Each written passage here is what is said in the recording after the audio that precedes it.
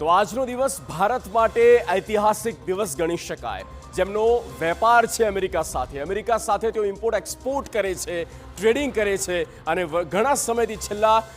ઘણા મહિનાઓથી જે ધંધો ઠપ થઈ ગયો હતો, વેપાર ક્યાંક આડે આવ્યો હતો ટેરિફ, અને તે ટેરિફ દરમાં હવે ઘટાડો થયો છે। આ એક મોટી ડીલ થઈ છે અમેરિકા અને ઇન્ડિયાની વચ્ચે, ભારતની વચ્ચે। પહેલા જે 50% ટેરિફ હતો, પહેલા 25% કરવામાં આવ્યો, ત્યાર પછી રશિયાથી ક્રૂડ ઓઇલની ખરીદીને લઈને મામલો વધારે બગડ્યો અને 25થી 50% કરવામાં આવ્યો, પણ હવે એ ગણતરીના મહિનાઓ અને અંતે આ આંકડો નીચે આવ્યો છે અને 18% આ ટ્રેડ ડીલ પર 18% ટેરિફ નક્કી કરવામાં આવ્યો છે।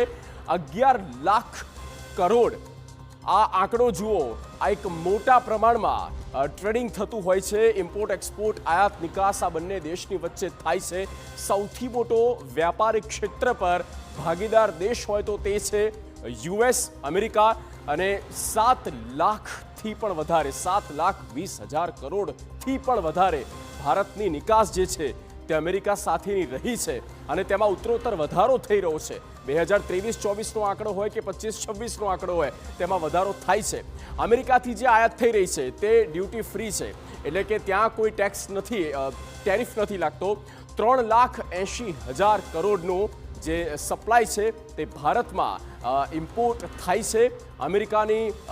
પ્રોડક્ટ, એટલે કે આ આંકડો જે છે તે આ બંને દેશ વચ્ચે વેપાર ક્ષેત્રમાં બંને દેશ વચ્ચેની જે ભાગીદારી છે એ વધારે મજબૂત કરવા માટે થઈને આ એ મહત્વપૂર્ણ પગલું એ તમામ લોકો માટે જે આ સેક્ટર્સમાં જોડાયેલા છે, એ જે તેમનો વેપાર કરી રહ્યા છે, તે પછી ફાર્મામાં હોય કે પછી અન્ય ઓટોમોબાઈલ સેક્ટરમાં જોડાયેલા હોય કે પછી અનેક એવા એ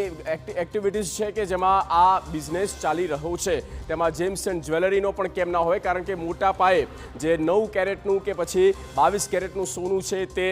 ઇમ્પોર્ટ એક્સપોર્ટ થતું હોય છે અમેરિકામાં।